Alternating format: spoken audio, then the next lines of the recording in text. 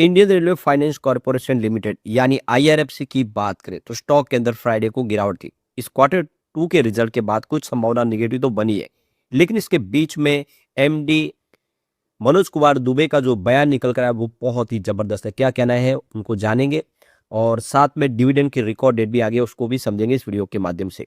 इसके अलावा अगर हम रेल विकास निगम लिमिटेड की बात करें तो कंपनी को एक बड़ा ऑर्डर प्राप्त हो गया है। कंपनी की ऑर्डर बुक लगातार बढ़ रही है। ऐसे में क्या है आगे की संभावना जानेंगे इस वीडियो के माध्यम से।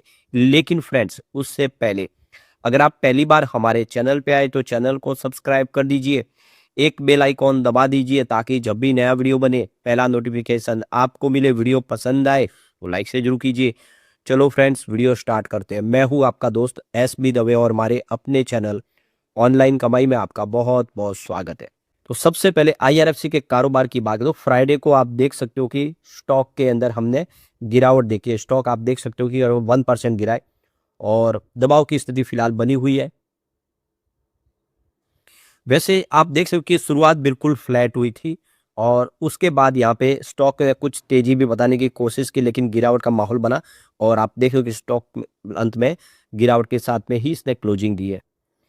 इसके बीच में जो बड़ी गुड न्यूज निकल के आ रही है, एमडी मनोज कुमार दुबे का जो बयान निकल कर आया, उनका कहना है कि आईआरएफसी आने वाले समय में अपनी जो ग्रोथ है उसको डबल डिजिट में लेके जाएगा, यानी 2.0 स्ट्रेटेजी तैयार कर दी गई है। यह आने वाले समय में कंपनी के बिजनेस को और तेजी से बढ़ाएंगे। तो बिल्कुल देख सकते हो कि सरकार का पूरा सपोर्ट मिल रहा है।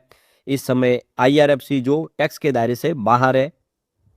तो यहाँ पे आप देख सकते हो कि कंपनी की आईआरएफसी की 2.0 स्ट्रेटेजी तैयार हो चुकी है, जो आने वाले समय में कंपनी की जो इस समय जो ट्रेडिशनल फाइनेंसिंग सुविधा है उसको बदल देगी पूरी की पूरी। और कंपनी का जो प्लान है कि आने वाले इसमें रेलवे इकोसिस्टम के अंदर जैसे कि आप देखिए पोर्ट कनेक्टिविटी और पावर सप्लाई जैसे प्रोजेक्ट के ऊपर भी कंपनी फंड प्रोवाइड करेगी।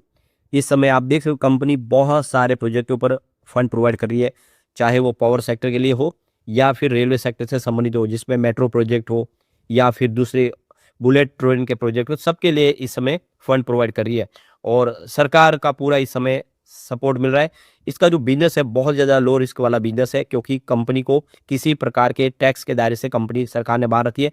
और जो भी यहाँ पे कंपनी अगर किसी को लोन प्रोवाइड कर रही है रेलवे को, तो उसकी जो गारंटी है वो भी गवर्नमेंट लेती है और इसीलिए यहाँ पे रिस्क बहुत कम है। यहाँ पे गौर करने वाली बात है कि कंपनी ने ऑलरेडी अगर आप देखें तो 45,000 करोड़ के आसपास का इन्होंने लोन सेक्शन कर लिया है फर्स्ट हाफ 2025-26 के दरमियान। और इससे आप समझ सकते हो कंपनी का बिजनेस कितना तेजी से ग्रो कर रहा है।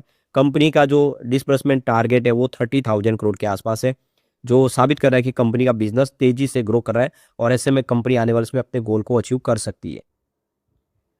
तो यहाँ पे देखो कि मनोज कुमार दुबे का कहना है कि हमारा जो नेट इंटरेस्ट मार्जिन है वो लगातार बढ़ रहा है और जो नए प्रोजेक्ट है वो हमें बेटर रिटर्न दे रहे। तो पावर सेक्टर में भी इन्होंने शुरुआत की है, तो जिससे कंपनी की यहाँ पे प्रॉफिटेबिलिटी बढ़ रही है और ये आने वाले समय इसको डबल डिजिट ग्रोथ में लेके जाएगी। तो कंपनी का विजन काफ़ी बड़ा है, आने वाले 5 सालों में कंपनी कमाल करने को तैयार है।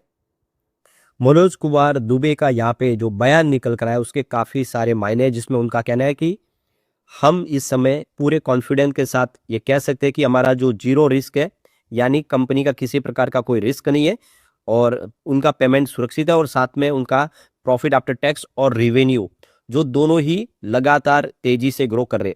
तो यही सबसे बड़ी जीत है कंपनी की। वैसे इस बार कंपनी ने जो अपना देख सकते हो कि रिपोर्ट कार्ड दिया है, जो अपना क्वार्टर टू का रिजल्ट दिया है, जिसमें कंपनी का जो रिवेन्यू है उसमें 7.6% की गिरावट देखने को मिले ईयर ऑन बेसिस पे। जो देख सकते हो कि यहाँ पे 6,372 करोड़ के आसपास रहा है, जो पिछले एक साल पहले 6,899 करोड़ के आसपास था। तो रिवेन्यू में कमी आई है क्लियरली देख सकते हो, लेकिन कंपनी का जो नेट प्रॉफिट है उसमें यहाँ पे देख सकते हो कि आपको 10% की ग्रोथ देखने को मिलेगी, जो इस समय 1,777 करोड़ के आसपास रहा है। तो कुल मिला के देखें तो कंपनी के बिजनेस में ग्रोथ तो देखने को मिली है। नेट इंटरेस्ट मार्जिन देखें उसमें स्लाइटली बढ़ोतरी देखने को मिली 1.55% की, जो 1.53% के आसपास था। अब यहाँ पे कंपनी डिविडेंड देने जा रही है। आप देख सकते हो कि अनाउंसमेंट डेट है 7 अक्टूबर 2025 और इसकी एक्स डेट है देख सकते हो कि 24 अक्टूबर 2025। तो इसका मतलब ये है कि जिनके भी डीमैट अकाउंट में शेयर 24 अक्टूबर 2025 तक शेयर होंगे, वो सारे हकदार है 1.05 रुपीज़ के डिविडेंड को प्राप्त करने के। तो डिविडेंड दे रही है कंपनी इस बार 1.05 रुपीज़। तो ये डेट आपको खास ध्यान रखें, इस डेट के पहले पहले आपको शेयर खरीद लेना। आपके डीमैट अकाउंट में 24 तारीख को शेयर होंगे, तभी आपको इस डिविडेंड का फायदा मिल पाएगा, ये आपको ध्यान रखना है। इससे पहले अगर आप देखें तो कंपनी ने यहाँ पे 21 मार्च 2025 को 80 पैसे का डिविडेंड दिया और 12 नवंबर 2024 को 80 पैसे का डिविडेंड। 2024 में 2 बार 80 पैसे का डिविडेंड, यानी ₹1.60 का डिविडेंड कंपनी ऑलरेडी दे चुकी है। तो देख सकते हो कि कंपनी जब से आईपीओ आया है, लगातार शानदार डिविडेंड दे रही है, काफ़ी अच्छा ट्रैक रिकॉर्ड है।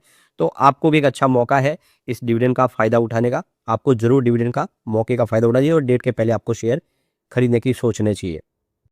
रेल विकास निगम लिमिटेड की तरफ, तो ये देख सकते हो कि फ्राइडे को स्टॉक के अंदर काफ़ी बड़ी गिरावट देखने को मिली, करीब 1.29% की गिरावट है। स्टॉक आ गया 331 पर। तो ये आपको ध्यान ही होगा कि ये स्टॉक एक समय 647 के आसपास हाई पे चला गया था।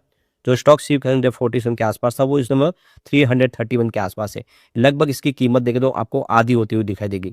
यानी यहाँ से अगर बाजार में तेजी का वातावरण बना तो ये स्टॉक काफ़ी अच्छा बढ़ता हुआ दिखाई दे सकता है आपको। अब यहाँ पे जो बड़ी गुड न्यूज निकल के आ रही है, रेल विकास निगम लिमिटेड को एक 144 करोड़ का बड़ा कॉन्ट्रैक्ट प्राप्त हुआ है। ये देख सको कि साउथ सेंट्रल रेलवे की तरफ से। तो इस प्रोजेक्ट के तहत देखो कंपनी का जो काम है, जिसमें डिजाइन, सप्लाई, एरिक्सन, टेस्टिंग और कमीशनिंग पूरा प्रोजेक्ट होगा, जो कंपनी कंप्लीट करके देगी। तो यहाँ पे देखो कंपनी ने टेंडर के माध्यम से ये 144 करोड़ का प्रोजेक्ट प्राप्त किया है। तो ये प्रोजेक्ट भी अगर बात करें तो यह काजीपेट सेक्शन के अंदर सिकंदराबाद का ये पूरे डिवीजन का ये प्रोजेक्ट होगा और 92 रूट किलोमीटर का पूरा प्रोजेक्ट है। तो ये काफ़ी बड़ा प्रोजेक्ट है जो कंपनी को प्राप्त हुआ है। अगर हम कंपनी के फंडामेंटल की बात करें तो आप यहाँ पे आप देख लो कि मार्केट कैप इसका 69,160 करोड़ के आसपास है। इसकी इंटरप्राइजेस वैल्यू 70,804 करोड़ की है। नंबर ऑफ शेयर यहाँ पे 208 करोड़ है। इसका पी रेशियो 62.92 का है, जबकि पीबी रेशियो इसका 7.9 का है और फेस वैल्यू 10 रुपीज है। यहाँ पे देखिए इसका जो डिविडेंड देती है कंपनी 0.52% यील्ड में और इसकी बुक वैल्यू 41.97 की है। यहाँ पे कंपनी के पास 3,763 का कैश भी है और 5,407 कंपनी का डेट है। प्रमोटर होल्डिंग यानी सरकार की होल्डिंग यहाँ पे 72.84% की है। यानी इस लिमिट के अंदर अब यहाँ पे ओएफएस आने की संभावना है, क्योंकि 75% थी, अपर लिमिट के नीचे ही है और ईपीएस इसका 5.27 रुपीज़ का है। तो इसका मतलब ये फंडामेंटल बहुत अच्छे है और कंपनी के कामकाज बहुत ही शानदार है। आपको ये पता ही होगा कंपनी हर तरह के रेलवे प्रोजेक्ट करती है और ग्लोबल मार्केट में भी कंपनी जॉइंट वेंचर्स के माध्यम से काफ़ी शानदार काम करी है। कंपनी वंदे भारत ट्रेन बना रही है, तो ये इसके लिए एक बड़ी बात है। तो ऐसे में हम कह सकते हैं कि आने वाले समय इसका काफ़ी शानदार रह सकता है। अब यहाँ पे कंपनी के कुछ स्ट्रेंथ है और कुछ वीकनेस है। तो पहला स्ट्रेंथ अगर देखें तो company has an efficient cash conversion cycle of 23.84 days. Second है company has good cash flow management, CFO PAT stand at 1.02। और तीसरा है company has high promoter holding up 72.84%। वैसे यहाँ पे कुछ लिमिटेशन भी है, जिसमें आप देखें तो company has shown poor profit growth of 3.01% for the past 3 year.